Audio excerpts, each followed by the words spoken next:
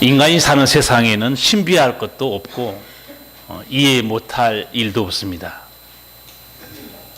육신을 가진 사람들의 생각이 다 비슷하고 또 사는 모습도 비슷합니다. 별로 새로운 것이 없습니다. 그래서 지혜자인 솔로몬은 해 아래 새 것이 없다, 그렇게 말했습니다. 이 땅에는 신비할 것도 불가사의한 것도 기적도 없다. 전도서 1장 9절 10절에서 이렇게 말합니다. 이미 있던 것이 후에 다시 있겠고 이미 한 일을 후에 다시 할지라. 해 아래는 새 것이 없나니 무엇을 가리켜 이르기를 보라 이것이 새 것이라 할 것이 있으랴. 우리 오래전 세대에도 이미 있었느니라. 그렇지 않습니까? 이미 있던 일이 후에 다시 또 반복되고 있어요.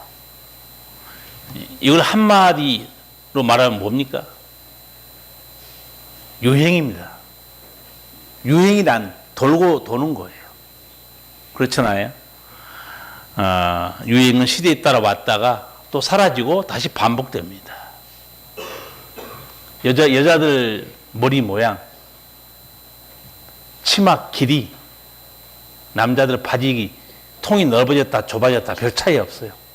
다 돌고 도는 겁니다.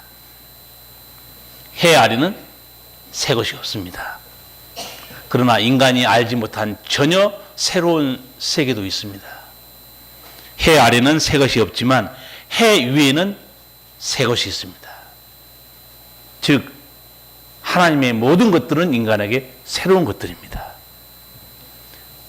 새로운 정도가 아니고 영의 세계의 진리는 인간에게는 불가사의한 것들입니다. 이해할 수 없습니다. 신비할 뿐이에요. 과학 교육을 받은 사람들은 창세기를 딱 읽게 되면 거기서부터 신앙의 걸림돌이 있습니다. 하나님께서 무에서 유를 창조하십니다. 또 말씀으로 천지 만물을 창조해요. 과학 교육을 받은 사람은 수긍할 수 없죠. 제가 창세기 몇 군데만 읽어드릴게요. 1장에 하나님이 가라사대가 반복됩니다. 하나님이 가라사대 빛이 있으라 하심에 빛이 있었고, 하나님이 가라사대 하늘의 공창에 광명이 있으라. 이 광명이라는 단어는 발광체를 말합니다. 그러니까 하늘의 별들과 달, 태양, 발광체들이죠. 하나님이 가라사대 땅은 생물을 그 종류대로 내되 육축과 기는 것과 땅의 짐승을 종류대로 내라. 하나님께서 말씀으로 이 창조한 걸 누가 받아들이겠습니까?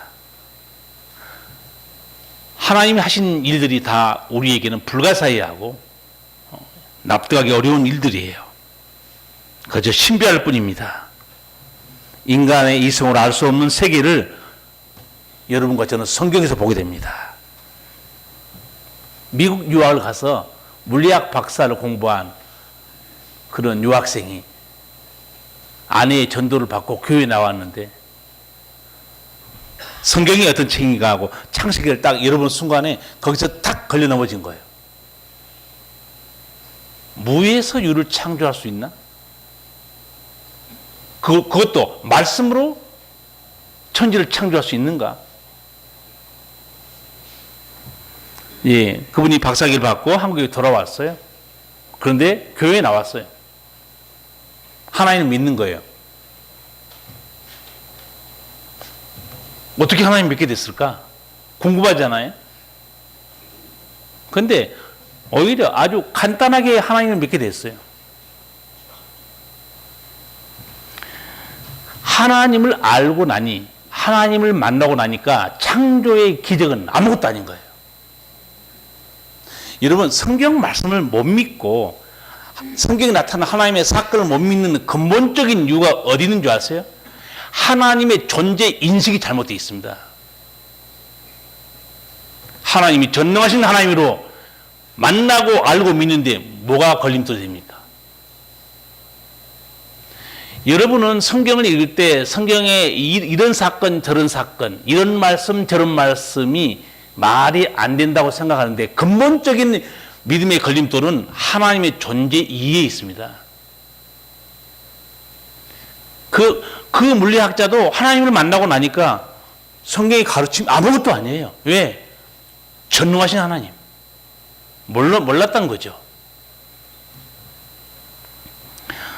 로마 시대의 무신론자 그리고 변호사 명성을 날렸던 터툴리안이라는 사람이 있습니다. 이 사람이 어떻게 하나님 앞에 나왔는가? 순교자들이 순교한 걸 보고 이게 감동을 받은 거예요. 목숨을 내놓을 만한 그 믿음의 진리는 뭐냐? 그리고 목숨을 내놓을 만하게 믿는 그 하나님 존재는 누구냐? 그게 궁금했던 거죠. 그런데 이분은 교회 역사상 위대한 신학자가 됐어요. 나중에 삼위일체 교리를 이분이 만든 겁니다. 그가 예수님을 믿고 나서 영의 세계를 알게 됐습니다. 인간의 이성으로서는 납득할 수 없는 하나님의 말씀에 대해서 역설적인 가르침을 남겼어요. 그 문장은 지금도 신학생들은 기억해야 될 문장이에요. 어떻게 말하는가? 나는 불합리하는 거로 믿는다. 그 말을 남겼습니다. 이 말은 영적인 진리를 이해하는데 놀라운 통찰력을 보여주는 역설적인 가르침입니다. 성도 여러분, 성경을 읽고 하나님 존재에 대해서 궁금하고 또 기적을 볼 때 성경이 불합리하고 비과학적이고 납득할 수 없는 사건이 성경에 가득 차 있습니다. 한두 사건이 아니에요. 하나님의 존재 얼마나 신비합니까? 이해가 됩니까? 하나님이 자기 스스로를 우리에게 어떻게 알려줬습니까? 나는 스스로 있는 자니라. 그게 가능한 일입니까? 무에서 유를 창조하시고 말씀으로 천지를 창조했다. 가능한 일입니까? 죽음을 이기시고 예수님이 부활하셨다. 누가 이걸 이해할 수 있습니까? 죄로 죽은 자가 죄를 회개하면 용서받고 성령께서 그를 거듭나게 해준다. 영적으로 새 생명이 탄생한다. 불가능한 일입니다. 성경의 내용들은 다 믿을 수 없는 불합리한 사건들이에요. 그러니 터툴리아는 신학자는 나는 불합리한 거로 믿는다. 이렇게 말했습니다. 이게 무슨 뜻으로 했을까요? 이분은 대단히 명석한 신학자입니다. 맹신자가 아니에요. 설명을 들어보면 이해가 됩니다. 터툴리안이 아는 말은 이런 말이에요. 인간의 지식, 인간의 가르침, 인간의 철학, 인간의 사상은 다 이해할 수 있다는 거예요. 여러분, 사람이 가르친 걸 사람이 왜 이해를 못합니까? 수준이 어려우면 설명 들으면 됩니다. 인간에게서 나온 모든 것들은 다 이해가 된다 그 말이에요. 그러나 성경의 가르침, 영적 진리들은 인간이 이해할 수 없는 것들이라는 거예요. 터툴리안의 결론이 이렇습니다. 인간이 이해할 수 없다는 걸 보면 이 진리는 인간에게서 나온 게 아니라는 거예요. 왜냐하면 인간에게서 나온 진리는 인간이 다 이해할 수 있다는 거예요. 만약 인간이 이해할 수 없는 불합리한 진리라면 그거는 하나님으로부터 계시된 진리다. 그렇게 결론 내립니다. 그러므로 나는 불합리한 거로 믿는다. 유명한 말을 남겼어요. 일리가 있지 않습니까? 이해가 되면 믿는 건 아니에요. 그냥 이해하는 거지. 이해하는데 뭐 믿을 필요 뭐 있어요? 다 아는 건데. 요한복음 3장 31절은 이렇게 말합니다. 땅에서 난 이는 땅에 속하여 땅에 속한 것을 말하느니라. 대단히 중요한 말씀입니다. 땅에서 태어난 인간은 땅에 속해 있다는 거예요. 그리고 땅의 것을 말할 뿐이라는 거예요. 그가 무슨 어떤 공부를 했든 무슨 철학을 가르치든 어떤 종교를 만들었든 간에 다 땅에서 나왔어요. 땅에서 난 자는 땅에 속하여 땅에 속한 것을 말하느니라. 그러므로 땅에서 난 인간의 가르침은 불합리한 게 없습니다. 인간이 다 이해가 가능해요. 그러나 터툴리안이 말한 것처럼 하나님의 계시된 진리는 인간의 이해 밖에 있는 영적 세계 진리들입니다. 여러분이나 저나 이 인간 진리, 인간이 이해할 수 없는 이 하나님의 진리를 이해하고 있다는 자체가 기적이에요. 무슨 기적일까요? 지난주에 제가 설계해 드렸습니다. 성령의 깨닫게 하심입니다. 예수님이 이런 말씀했죠. 내 아버지께서 이끌지 아니하면 아무라도 내한테 못 나온다고 그랬어요.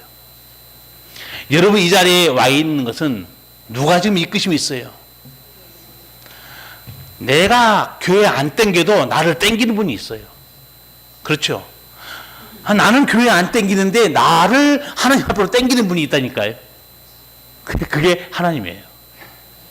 하나님의 은혜로 이 예배 자리에 여러분 나와 있습니다. 신앙은 이해해서 출발한 게 아니고 믿음에서 출발한 겁니다. 이 하나님이 계시된 말씀을 믿고 나갈 때 성령께서 비로소 그걸 깨닫게 해주는 거예요. 요한복음 6장에 보면 거기에 사도 베드로의 신앙 고백이 나옵니다. 우리가 주는 하나님의 거룩하신 자신 줄 믿고 알았습니다. 순서를 잘 보세요. 알고 믿은 게 아닙니다. 믿고 알았다는 거예요. 여러분이 영적 세계의 어마어마한 진리를 무슨 수로 이해할 수 있습니까? 하나님은 존재, 하나님을 알고 만나고 난 다음엔 아버지 말씀을 믿음으로 받아들이면 어떻게 알게 되는가? 성령께서 깨닫게 해줍니다. 신비한 역사예요. 기독교 진리는 그래서 아무나 이해할 수 없습니다. 믿고 싶어도 못 믿는 게 기독교 진리입니다. 왜?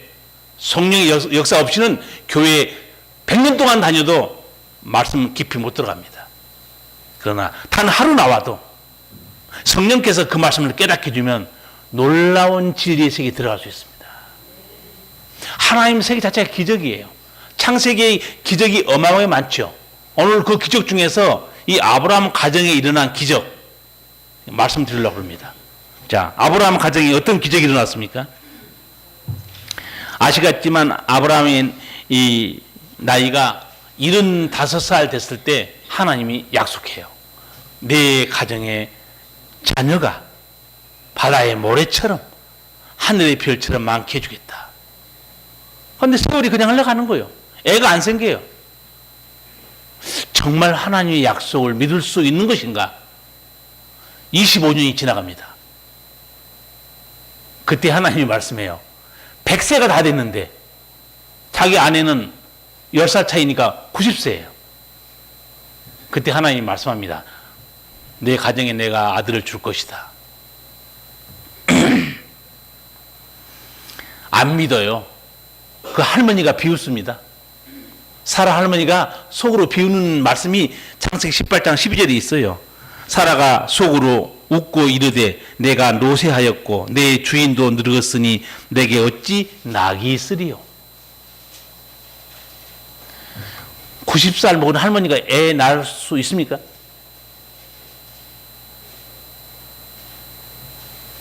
우리 교회에 이걸 검증할 사람이 또 한 분 계세요. 산부인과 의사 선생님 아실 거예요. 산부인과 의사 선생님은 90살에 애가 낳을 수 있는지 없는지 여자가 당연히 못 낳죠. 그런데 속으로 비웃을 때 하나님이 한 말씀 합니다. 여호와께 능치 못함이 있겠느냐. 기한이 이를 때 내가 내게로 돌아오리니 사라에게 아들이 있으리라.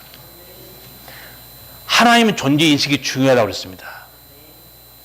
여러분은 기적을 보지 마세요.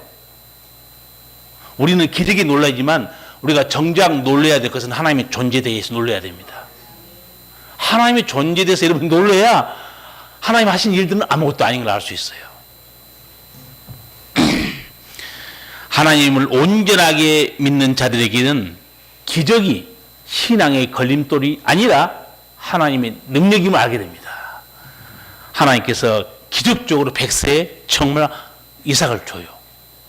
이삭 그 이름 뜻이 뭔지 혹시 아십니까? 네, 남의 일이라고 이런 관심이 없구만. 이삭 뜻이 웃다는 뜻입니다. 아들 이름을 이렇게 지은 거예요. 왜 이렇게 지었겠어요? 아, 이 나이에 우리 가정에 웃음꽃이 피게 만들어주다니 내가 웃음이구나. 이게 이삭 이름이에요. 얼마나 아브라함이 기뻤겠어요. 그런데 기적을 베푸신 하나님이 또 납득할 수 없는 시험을 합니다. 내 아들을 번제로 드리라는 거예요. 이거 신앙이 위기입니까? 기회입니까? 여러분 너무 믿음이 좋아가지고 애가 죽게 생겼는데 기회입니까? 번제로 드리면 애가 죽는데 지금 아브라함 가정에 대가 끊기게 생기는데 이게 기회예요? 위기입니까? 네 아들 네 사랑하는 독자 이삭을 데리고 모리아 땅으로 가서 내가 네게 지시하는 한 산 거기서 그를 번제로 드려라. 이거 기가 막힌 겁니다. 차라리 주지 말든가. 괜히 100세의 아들 하나 줘놓고 또 바치라니. 진짜 이거 인간적으로 열불날 일 아니에요 이거. 바치자니 이거 금쪽 같은 아들을 잃게 생겼고 불순종하자니 아들을 주신 하나님을 거역하는 일이고 아브라함의 고민이 깊어질 수밖에 없습니다. 네 사랑하는 네 아들 독자 이삭을 바쳐라.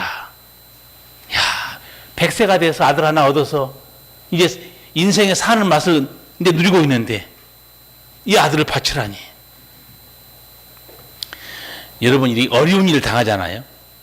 충격적인 일을 당하면 사람이 생각이 어떻게 된 줄 아세요?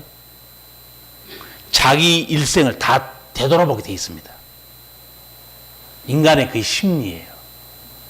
내가 죽게 생긴 일을 당하거나 충격적인 일을 당하면 내 인생을 다 되돌아보게 돼 있어요. 아브라함도 아마 모르기 몰라도 물론 천국 가면 내가 물어보겠지만 틀림없이 고민했을 거예요. 잠 안 자고. 야, 내가 젊은 날에 갈대아 우르에서 살았지. 거기는 우상 숭배, 달신을 섬기는 우상 숭배, 소망 없이 그렇게 내가 살았지. 그런데 이제는 하나님이 나를 부르셔서 복에 그르신 하나님이 나에게 아들도 주시고 내가 하나님을 믿고 살게 되다니 자기 신앙과 일생을 되돌아봤을 거예요. 저는 모르긴 몰라도 아브라함이 세 가지 질문, 이 세 가지 질문을 했을 거로 추정합니다. 첫 번째, 어떤 질문을 했을까? 100세의 아들을 바치라는 하나님은 내게 어떤 존재인가? 그 하나님은 누구시냐 이거예요. 두 번째 질문, 100세에 얻은 아들은 내게 우리 가정에 어떤 존재인가? 세 번째 질문, 하나님은 내게 뭘 기대하시는가? 뭘 기대하시고 아들을 바치라고 하셨는가? 만약에 성도 여러분들에게 하나님께서 아브라함처럼 우리 가정에 내 인생에 가장 소중한 걸 바치라고 하면 어떻게 하겠습니까? 1번, 2번, 3번, 4번으로 정리해 드릴까요? 1번, 무슨 헛소리야, 무시. 그렇죠? 무슨 헛소리냐고 하나님이. 야, 듣지 마. 두 번째, 일단은 고민 한번 해본다. 그래도 안 돼. 세 번째, 곰곰이 생각해 본다. 하나님이 내게 어떤 존재인가? 그리고 이 귀한 걸 주신 것은 내게 어떤 의미가 있는가? 그리고 이런 사건을 통해서 하나님이 내게 뭘 바라시는가? 여러분이 이런 고민하지 않으면 이 시험에서 합격 못합니다. 합격하려면 공부를 열심히 해야 돼요. 문제를 잘 풀려면 연구를 해야 된다니까요. 아브라함이 고민을 많이 하고 결정을 하는데 오래 안 걸립니다. 밤새껏 고민하고 그 다음날 바로 행동이 들어가 버려요. 3절 4절 한번 같이 읽겠습니다. 아브라함이 아침에 일찍 일어나 나귀의 안장을 지우고 두 사환과 그 아들 이삭을 데리고 번제에 쓸 나무를 쪼개어 가지고 떠나 하나님의 자기에게 지시하는 곳으로 가더니 제3일에 아브라함이 눈을 들어 그곳을 멀리 바라본지라. 아멘. 아브라함이 결심합니다. 바로 길을 떠나요. 얼마나 눈물이 앞을 가렸겠어요. 백세에 얻은 아들, 이 아들을 하나님께 번제로 드려야 되다니. 그러나 아브라함은 그 아들을 데리고 정말 결론이 내렸겠죠? 결론이 안 내렸으면 애를 데리고 가겠습니까? 저는 아브라함이 이 이삭을 번제로 바치는데 가장 잘한 일이 자기 아내하고 상의하지 않은 일입니다. 자기 아내하고 상의했으면 어떻게 됐을까요? 아브라함은 거의 죽었어요. 아니 100세의 아들을 얻었는데 그걸 바치다니. 노발대발하고 요새 말하면 거의 노망 내진 치매로 아마 머리 다 쥐어 뜯었을 거예요. 그렇죠? 하나님이 말씀이 들려올 때는요, 그 아내하고 상의하면 안 돼요. 꼭 파트너 온다니까요. 에덴 동산을 보세요. 아담과 하와 누가 산통 깼습니까? 아담과 하와 누가 깼어요? 하와죠. 좀 여자 여러분 죄송하지만 항상 산통은 여자들이 많이 깨요. 아브라함과 이 사라도 나중에 처음에 이 사건 전에 애 하나 낳았습니다. 첩을 통해서. 그래도 누가 소삭거렸어요? 사라가 소삭거리죠. 시험을 당할 때 욥과 욥에 처하고 있을 때 누가 시험에서 승리하고 누구는 도망가 버립니까? 욥에 처 도망가죠. 그러면 남자들의 믿음이 확실히 좋은 거예요. 아무리 봐도 아담도 괜찮고 욥도 괜찮고 아브라함도 괜찮아요. 근데 또 여자가 안 살 수는 없잖아요. 하나님이 살라고 또 만들어줬는데. 아브라함이 하나님의 음성이 들려올 때 아내하고 상의하지 않고 그 말씀을 그대로 순종합니다. 종만 데리고 떠나가 버려요. 여러분, 하나님께서는 인간을 제물로 받으시는 그런 무자비한 신이 아닙니다. 그런 적도 한 번도 없어요. 근데 왜 아브라함에게 이렇게 했을까요? 1절에 나와 있어요. 1절에. 아브라함을 시험한 겁니다. 여기서 시험하다는 것은 검증하다는 단어입니다. 아브라함의 믿음을 검증한 거예요. 그 믿음이 어떤 믿음인가? 하나님은 오직 하나님에 대한 경외, 하나님에 대한 사랑을 알아보는 것 뿐이었어요. 그런데 하나님께서 이 아브라함의 믿음과 사랑에 대해서 말로 검증할 수도 있습니다. 확인해 볼 수 있어요. 아브라함아, 내가 나를 정말로 사랑하냐? 아들 이삭보다 더 사랑하냐? 이렇게 말로 할 수 있어요. 근데 말로 안 했죠. 말로 안 하고 납득할 수 없는, 감당할 수 없는 시험의 방법을 제시합니다. 내 아들을 바쳐라는 거예요. 왜 그랬을까요? 네, 여러분은 신앙의 수준이 나옵니다. 왜 하나님은 돈도 아니고 말로 검증한 것도 아니고 생명보다 더 귀한 자기 아들을 바치라고 하나님이 그걸로 믿음을 검증했겠습니까?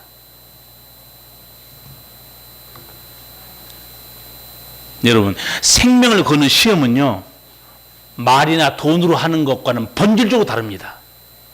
왜 그럴까요? 생명을 걸어버리면 거기에 거짓이 없습니다. 진실이 드러나는 거예요. 온전해버립니다. 왜냐하면 생명보다 귀한 것이 없기 때문입니다. 지금 아브라함 나이가 100살이에요. 이 나이에 아브라함은 속으로 어떻게 생각했어요? 나는 이제 살 만큼 살았다. 차라리 내가 죽는 게 낫지. 내 아들은 내놓을 수 없다. 그럴 상황이에요. 아들이 자기에는 그 모든 것보다 귀한 겁니다. 그래서 하나님이 그걸 알고 있어요. 여러분 가장 소중한 걸 내놓잖아요. 그때 여러분이 진심이 드러납니다. 말로는요 얼마든지 할 수 있어요. 돈도 어느 정도 인심 쓸 수 있어요. 그러나 생명은 다른 차원입니다. 앞서 아브라함의 고민을 잠깐 말씀드렸습니다. 그리고 세 가지 질문, 제 나름대로 답을 써봤어요. 첫 번째 질문, 100세의 아들을 바치라고 말씀하신 하나님은 내게 어떤 존재인가?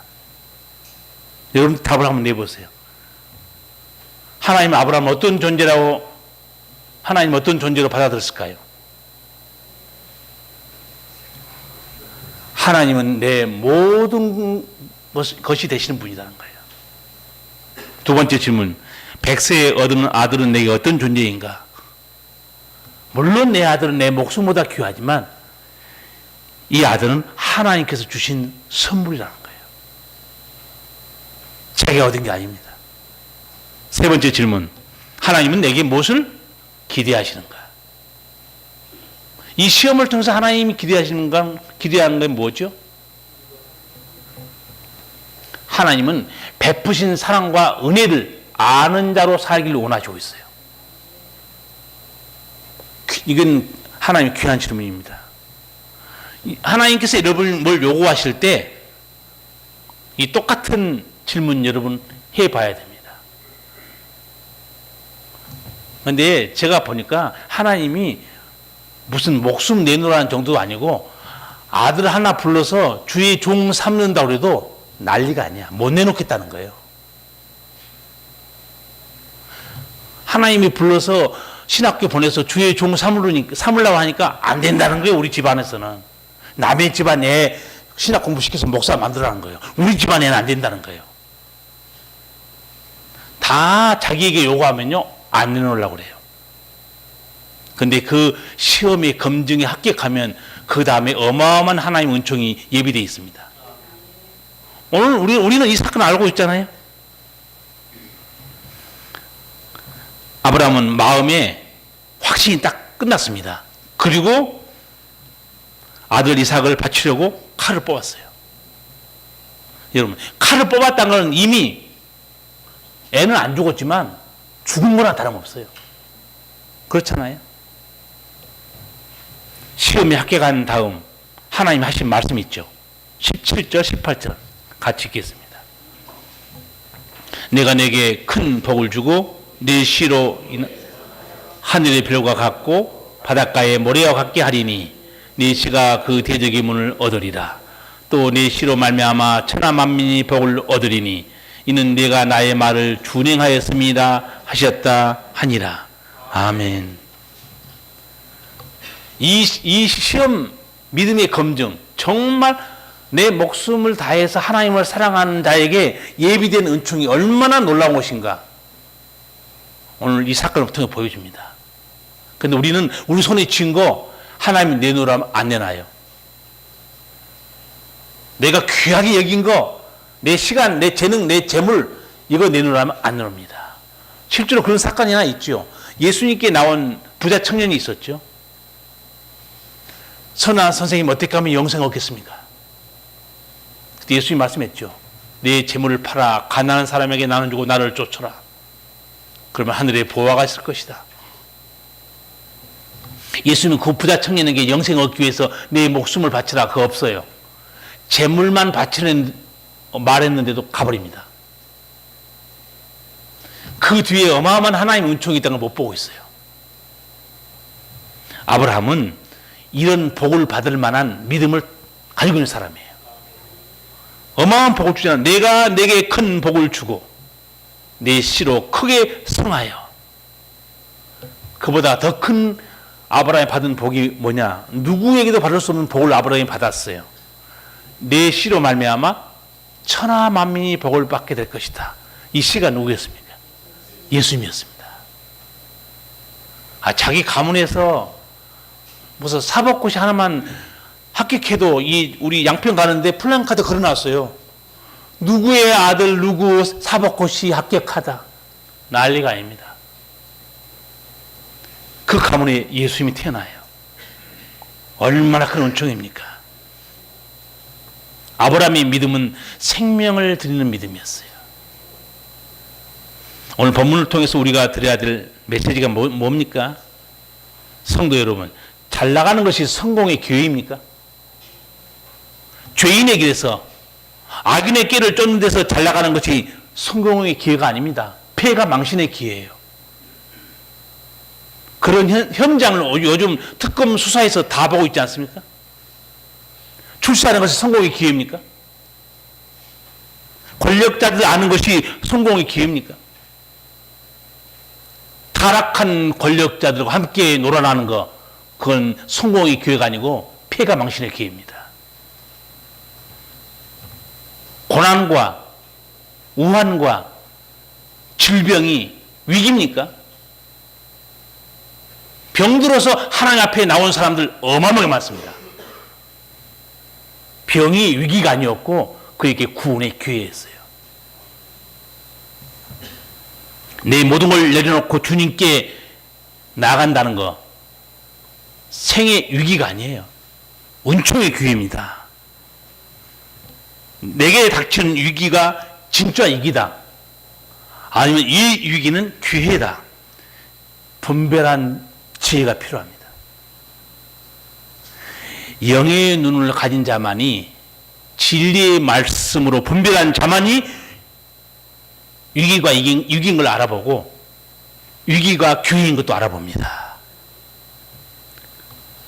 죄인의 길에서 악인의 길을 쫓는 데서 잘 나가는 거 성공 기회가 아니지 않습니까?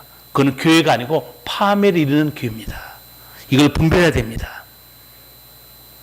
한 가지 여러분 이 정도는 알 거예요. 오늘 말씀을 보면 하나님을 경외함으로 당하는 위기, 믿음 생활을 잘하기 위해서 당하는 위기, 그거요 죽어가는 기회가 아닙니다. 위기가 아니에요. 그거는 하늘의 은총이 이루는 기회입니다. 이 분별을 잘 하셔야 돼요. 예수를 믿어도 육신의 욕심만 따라가는 사람들, 이 영적인 기회를 분별할 그런 지혜는 없습니다. 내가 당하고 있는 위기가 이거는 은총이 이루는 기회인가? 아니면 야 이거 성공하는 기회다, 그게 죄악의 기회인지도 모르고. 오늘 말씀을 통해서 여러분 분별 잘해야 됩니다. 제가 오래전에 설교하면서 승리하는 신앙인 그 자리가 어디에 있어야 되는가? 승리하는 신앙인의 자리는 아버지 품 안에 있어야 한다고 그랬어요. 은혜의 자리에 머물러 있어야 한다는 거예요. 예배의 자리, 기도의 자리, 찬송의 자리 있잖아요. 쉽지 않습니다. 아버지 품을 떠나서 이리저리 돌아다녀 보세요. 그리고 자기 볼 때 선악과를 쳐다보는 하와처럼 보암직도 하고 지혜롭기도 하고 먹기 너무 좋게 보인다. 그거 생명에 이르는 과일이 아니었습니다. 생명에 이르는 말씀은 하나님께 있을 뿐이에요. 백세의 아들을 바치라는 하나님은 내게 어떤 분이신가? 여러분 잘 생각하시기 바랍니다. 백세에 얻은 아들은 내게 어떤 존재인가? 잘 생각해야 돼요. 이 모든 걸 주신 하나님이 나를 시험하시는 거, 뭘 하나님이 알아보시려 그러는가? 깨달음이 있어야 됩니다. 아브라함은 이걸 알았기 때문에 확실하게 믿음의 검증에서 합격했습니다. 우리 모두도 아브라함처럼 매일매일 선택의 시험을 받을지도 몰라요. 여러분이 이리 갈 것인가 저리 갈 것인가, 이렇게 할 것인가 저렇게 할 것인가. 여러분 인간은 매 순간 선택 앞에 서 있는 존재예요. 하나님의 말씀을 따라서 지혜롭게 선택하시고 하나님의 시험에서 반드시 승리하기 바랍니다. 왜냐하면 믿음의 길에서 승리한 자에게는 하나님의 놀라운 은총이 기다리고 있기 때문입니다. 기도하겠습니다. 살아계신 우리 아버지, 은혜를 감사합니다. 우리 아버지는 우리가 이해할 수 없는 불가사의한 전능하신 하나님 스스로 계시는 분, 능치 못함이 없는 분입니다. 이 놀라우신 하나님, 우리가 이해할 수 없었는데 우리 주님이 우리에게 말씀을 통해서 성령을 통해서 진리를 깨닫게 하시고 믿음에 이르게 하사 오늘까지 우리 아버지 음성을 듣고 은혜의 길, 복된 길, 진리의 길로 살아갈 수 있도록 이끌어 주심을 참으로 감사합니다. 우리 성도들 이 순례의 길을 다 마칠 때까지 수없는 여러 가지 악한 자의 시험도 있거니와 하나님께서 우리의 믿음을 검증하려는 시험도 만나게 될 텐데 아브라함처럼 하나님을 경외함으로 당하는 위기, 시험, 하나님을 사랑하고 믿음으로 살아갈 때 당하는 시험에서 반드시 승리하여 하나님의 풍성한 은총 속에 살아가는 자들 되게 하여 주시옵소서. 예수님 이름으로 기도하옵나이다. 아멘. 찬송가 348장 부르시면서 김봉림 권사님 헌금 인도하겠습니다.